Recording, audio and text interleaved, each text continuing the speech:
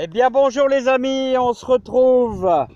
J'espère que vous allez bien et que vous profitez de ce début août un petit peu venteux ici dans le Pas-de-Calais. Et je suis venu faire ma petite cueillette. Ma petite cueillette, vous voyez, de haricots beurre. Alors vous voyez ceux qui n'ont pas beaucoup de place.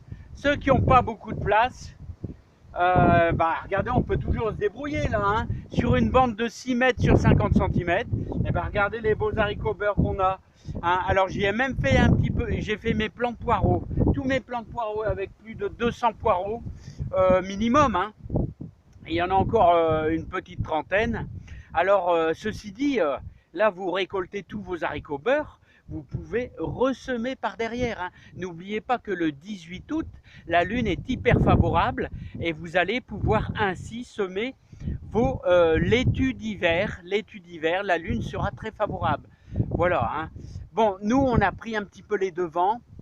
J'ai semé là il y a 2 jours mes scaroles pain de sucre. Là, mais sachez que vous pouvez quand même y aller. De manière, on aura bien sûr le contraste jour-nuit qui va empêcher de monter nos salades. Je l'espère, hein, mon Dieu, hein. Alors, je l'espère. Donc, il va toujours, on va se faire une bonne petite razzia. Je suis désolé, il y a un peu de vent.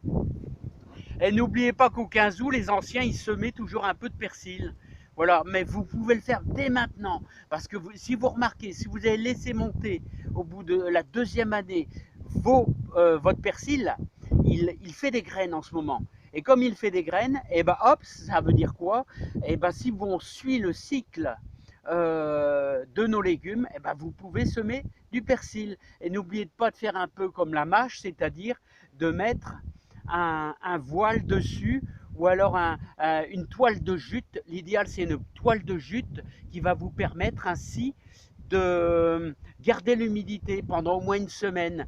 Voilà, comme ça, vous aurez soit une belle mâche, soit bon persil. Mais un ami jardinier m'avait bien dit, n'hésitez pas à laisser quelques poignées de graines de persil dans de l'eau. Voilà, comme ça, il va germer beaucoup plus vite.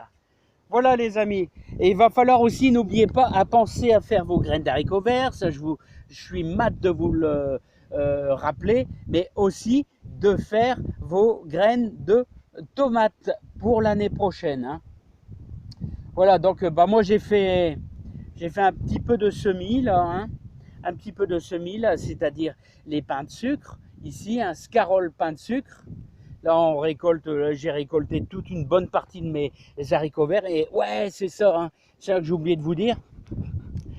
Pour ceux qui veulent faire des haricots verts en pleine terre, dernière semaine, hein, ça sera même un petit peu juste. Il faut 2 mois pour l'haricot vert, hein. Donc, prions qu'on ait un mois d'octobre, un fin octobre assez doux. Au-dessus de 15 degrés, ça ne va pas pousser, hein.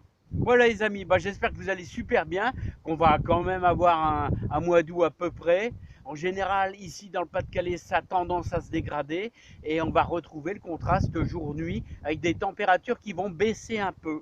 Voilà les amis, bon, je vais mettre en pause, je ne sais plus si j'ai encore des petits trucs à vous annoncer, à vous dire. Regardez, oh là là, haricots verts, on va se régaler. Alors les amis, moi j'ai mis à germer dans une petite barquette.